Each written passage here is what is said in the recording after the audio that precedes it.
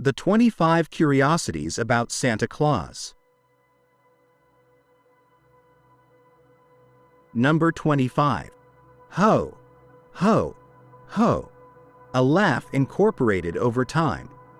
Santa Claus's iconic ho, ho, ho laugh doesn't come from biblical stories or ancient legends.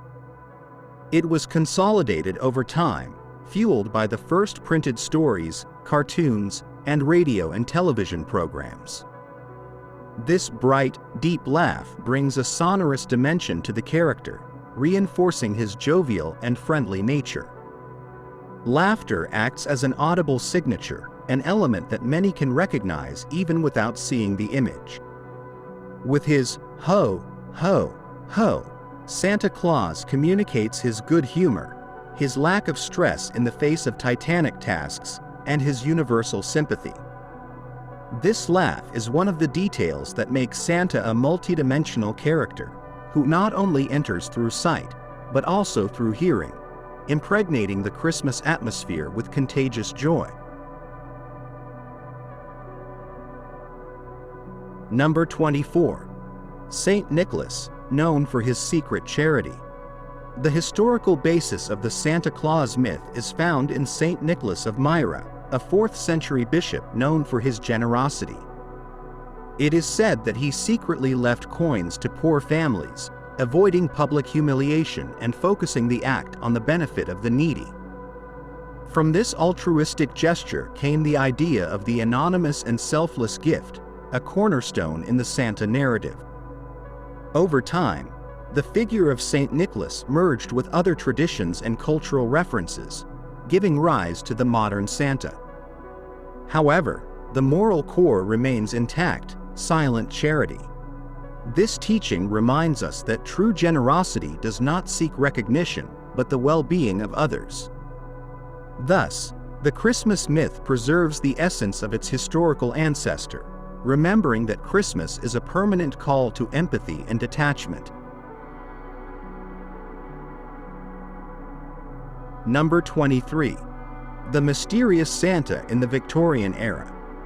During the Victorian era, the figure of Santa Claus was consolidated in Anglo-Saxon culture, although with a certain air of moral mystery. The illustrations often showed a more serious character, who watched over children's behavior and did not hesitate to punish those who misbehaved with less generous gifts. This more severe facet reflected the disciplinary values of Victorian society. Over time, this image was toned down, giving way to a more understanding, tolerant, and kind Santa. Still, the Victorian phase left a mark on the myth, highlighting the moral duality that once accompanied Christmas.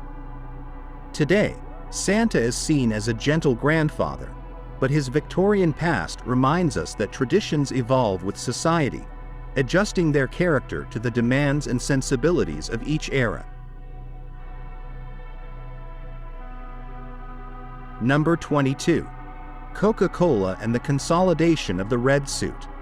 Although Santa Claus was already represented in red clothes, the Coca-Cola advertising campaign in the 1930s popularized this image on a global scale.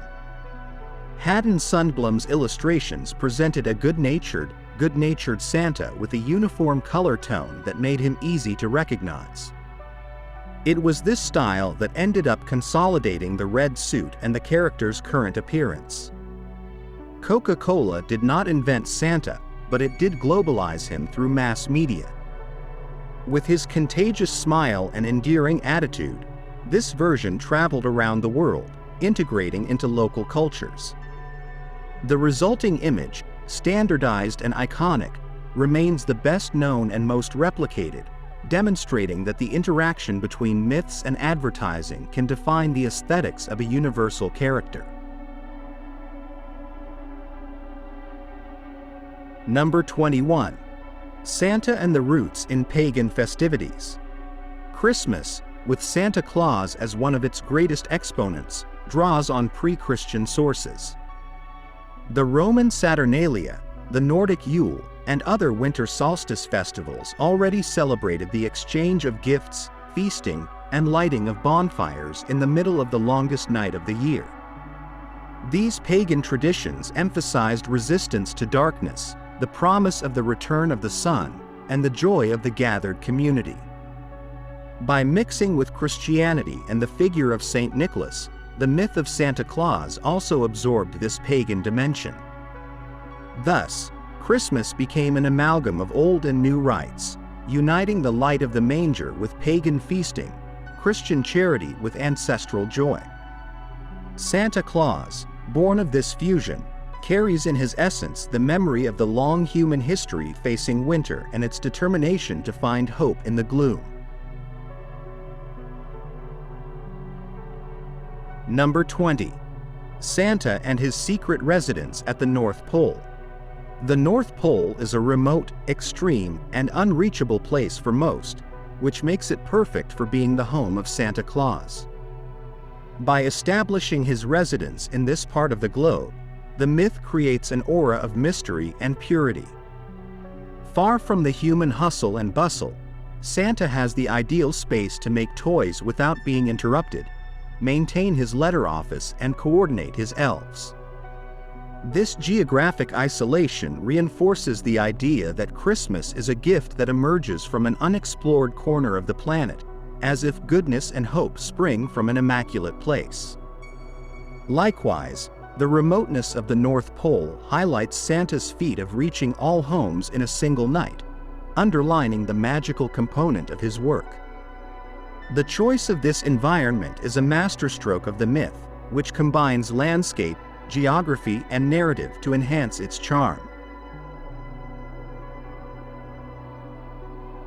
Number 19. Letters to Santa, a global cultural tradition. Although the custom of writing to Santa Claus was born in the Anglo-Saxon world, today it is a widespread practice in many cultures. Children in Latin America, Europe, Asia, and Africa express their wishes, hopes, and dreams through these letters. In this way, the letters transcend borders, connecting children from different backgrounds with a common character. This global dimension demonstrates the malleability of the myth, capable of settling in territories other than its origin. Each culture contributes its own nuance. Some add thanks, others draw pictures, some include curious questions.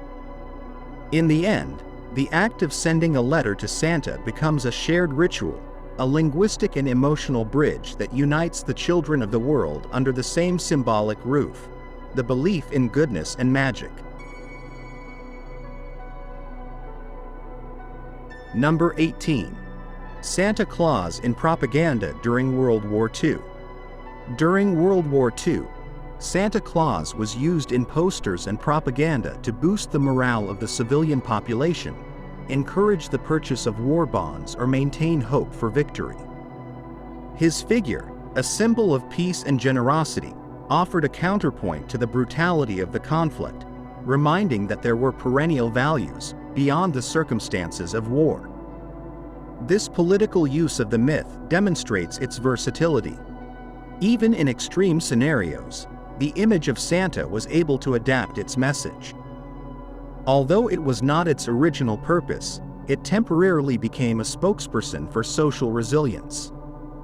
After the war, the figure regained its non-belligerent role, but the historical episode reminds us that myths can be instrumentalized for temporary purposes, without losing their essence as messengers of hope.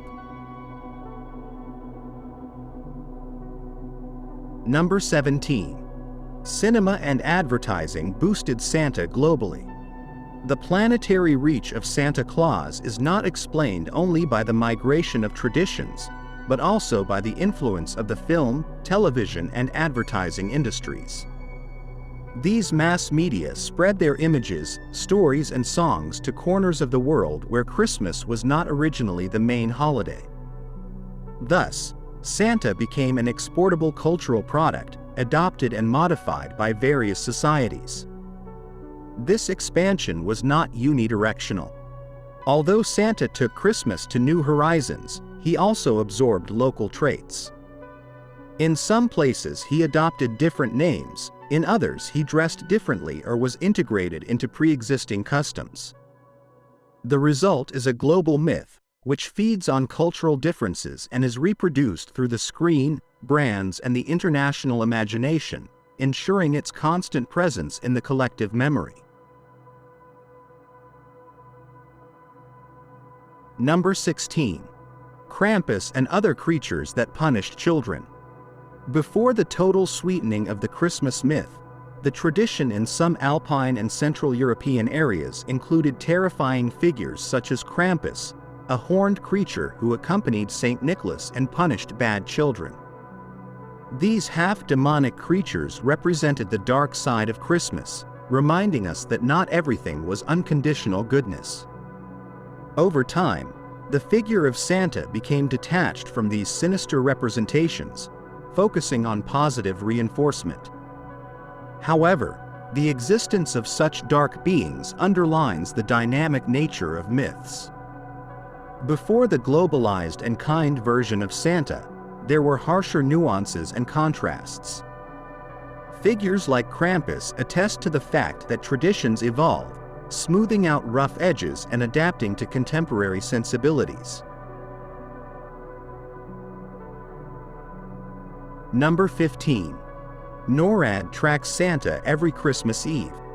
Since 1955, NORAD, North American Aerospace Defense Command, has maintained the tradition of tracking Santa Claus's flight on the night of December 24th. What began with an error in a telephone number has become an annual practice, in which millions of people follow maps and updates to know Santa's location in real time. This initiative combines high technology with children's fantasy, showing that illusion can coexist with modernity. In addition to being a popular entertainment, the Santa Tracker reinforces the omnipresence of the myth, adapting it to digital language. Far from contradicting the magical sense, Santa's technological surveillance brings him closer to new generations, showing that culture and imagination are renewed with each technical advance. Number 14.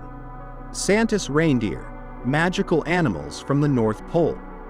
The idea that Santa's sleigh flies, driven by reindeer, was popularized by the poem A Visit from St. Nicholas, 1823. These animals, native to the Arctic regions, became magical beings capable of traveling the world in a single night. Their names, their strength, and their harmony when pulling the sleigh add complexity to the story, humanizing the reindeer and giving them their own personalities. The inclusion of flying reindeer reinforces the fantastic atmosphere of Christmas. If Santa can bless humanity with magical gifts, his animal companions must also be extraordinary. Reindeer thus become a symbol of nature surrendering to the magic of Christmas. Their presence reminds us that fantasy does not exclude the relationship with the animal world, but rather expands it, creating symbolic bridges between wildlife and human hope. Number 13. Santa, a mixture of mythological figures. The essence of Santa Claus is a mosaic. Elements of Nordic mythology, pagan festivities, Victorian literature, and modern marketing are superimposed on the Christian base of St. Nicholas. This syncretism makes him extraordinarily flexible, capable of fitting into multiple cultural contexts without losing his identity. Each aspect added to the myth brings a new flavor: Victorian moral rigor, the magic of the winter solstice, the folkloric joy of the elves, the standardized image of advertising. Santa Claus is not a linear creation, but a collective product, forged slowly over the centuries. This hybrid richness explains his strength and persistence, confirming that the most resilient myths are those that know how to draw on multiple sources. Number 12. The origin of cookies and milk for Santa. The custom of leaving cookies and milk for Santa Claus originated in the Anglo-Saxon world, as a gesture of gratitude for the gifts received and a way of replenishing energy for the generous night visitor. Over time, this practice spread to other cultures, adapting it with different sweets or drinks. This small culinary ritual reinforces the closeness between Santa and families. By preparing the snack, children learn to be grateful, understanding that receiving presents implies reciprocity, even if symbolic. In addition, Christmas is given a sensorial and domestic dimension.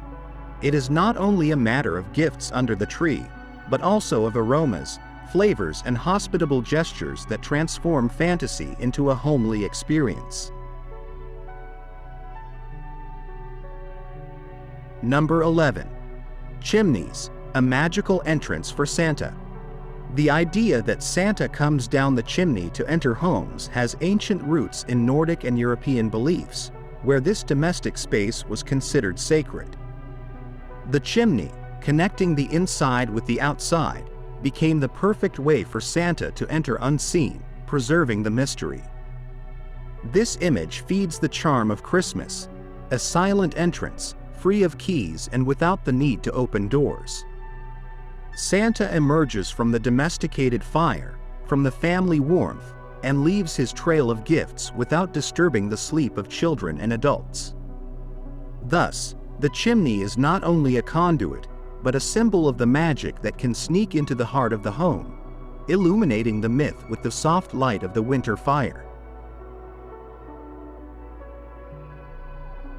Number 10. The names of Santa around the world. In each country, Santa adopts a different name. Father Christmas in the Spanish-speaking world, Père Noël in France, Babbo Natale in Italy, Dead Moros in Russia, Juhlapukki in Finland. These appellations reflect the linguistic and cultural adaptation of the myth, showing that there is no monopoly on his figure. This plurality of names enriches the Christmas narrative, while demonstrating the myth's ability to integrate into different contexts. Although the phonetics may change, the message of generosity and joy remains intact. Thus, the different names operate as a linguistic kaleidoscope that shows how the myth is renewed with each language, confirming its relevance in a diversity of peoples and traditions. Number 9. Christmas gifts before Santa Claus. The practice of exchanging gifts during the winter holidays predates the appearance of Santa Claus. In ancient Rome, Saturnalia already contemplated the exchange of gifts, and Germanic and Celtic cultures also had similar customs, seeking to strengthen ties amid the seasonal darkness. The arrival of Santa gave a personal face to this tradition, channeling the act of gift-giving through a kind messenger. Before him, gifts were part of social custom. With him, they became a magical gesture with concrete authorship. Thus, the myth added a narrative layer that enhanced the emotional experience of giving and receiving, transforming a simple exchange into a story of embodied generosity. Number 8. Santis Workshop, popularized by illustrations.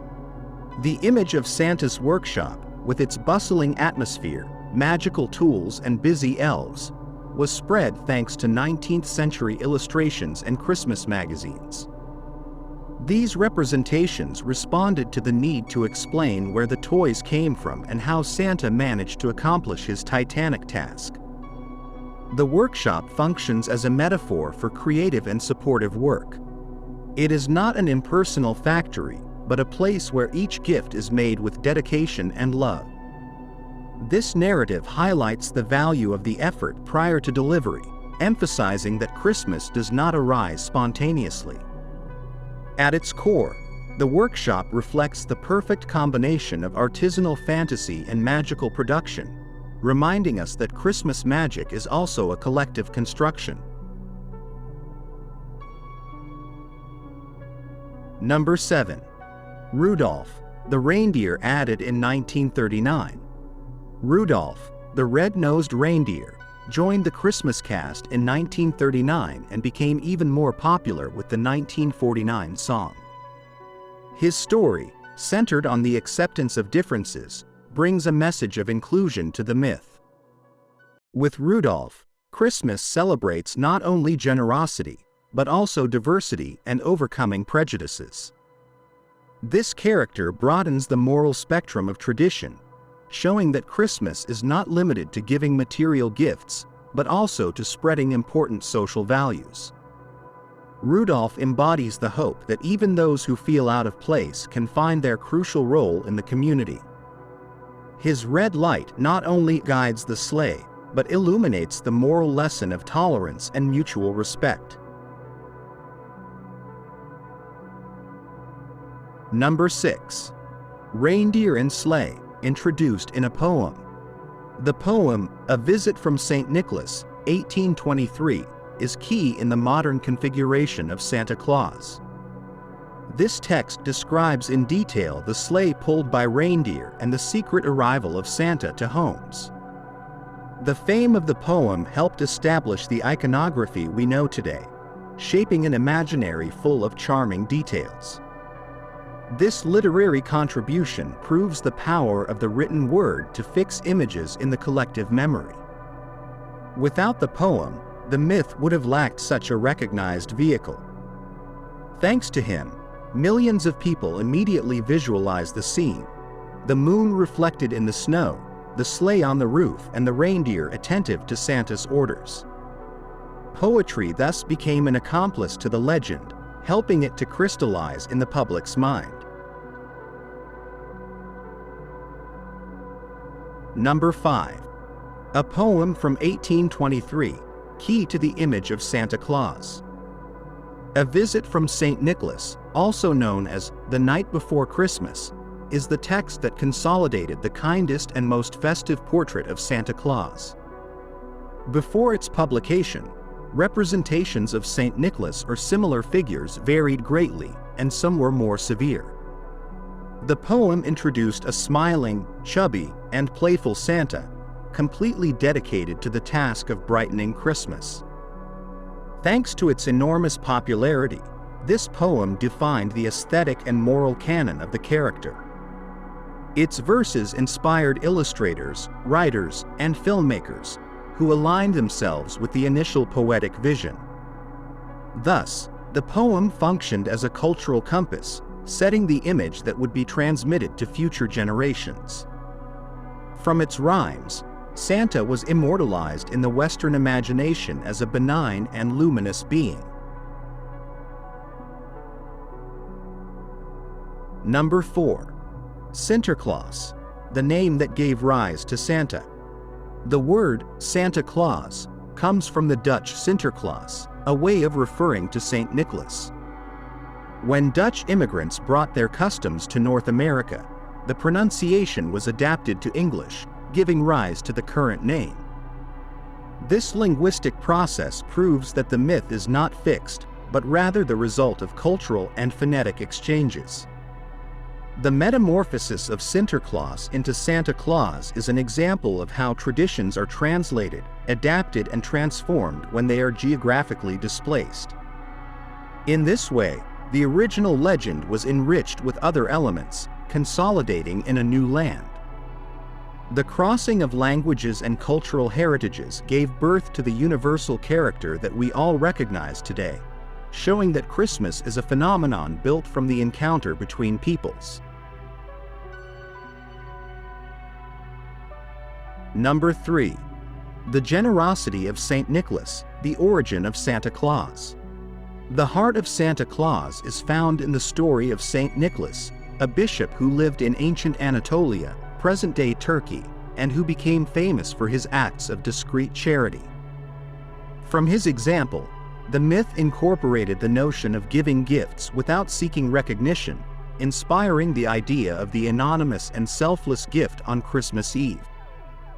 This moral essence has endured through the centuries. Despite the modifications, the advertising cloak, the folkloric and literary influences, the ethical center of the myth remains: love for one's neighbor expressed in concrete gestures. Thus, the figure of Santa Claus, with all his cultural complexity, continues to remind us that Christmas is not only a day to receive, but also an opportunity to give without conditions. Number 2. Santa before wearing the classic red suit. Before the red suit became established, Santa Claus appeared in green, blue, brown, or other colored clothing in different regions and times. These variations responded to the taste of the illustrators, to local traditions, or to the availability of the moment. Without an established standard, the character was in search of his definitive image. Chromatic unification came with modernity, mass media, and advertising campaigns. Once the red color was established, the icon became easily recognizable. This case demonstrates the influence of visual culture in the consolidation of myths. The choice of color was not a coincidence. Its warmth and vivacity matched the Christmas atmosphere. Thanks to this simplification, Santa found his universal identity. Number 1. Santa Claus, inspired by Saint Nicholas. Ultimately, Santa Claus is the cultural and symbolic evolution of Saint Nicholas, a saint revered for his generosity and compassion towards the poor. The myth grew by absorbing pagan, literary, and commercial influences, mutating until it became the multifaceted character we know today. His figure embodies humanistic values: empathy, hope, kindness, and shared joy. This transformation over the centuries shows that myths are not static entities, but living beings that adapt to human needs. Santa Claus, born from the moral essence of Saint Nicholas, reminds us that generosity is a universal principle. In every child's smile and in every gift given with love, their presence is renewed, inspiring society to believe in the power of good and the possibility of a brighter world. Thank you for watching our video. Subscribe to our channel for more videos like this. Give it a like, comment your thoughts, and share this video with your friends and family.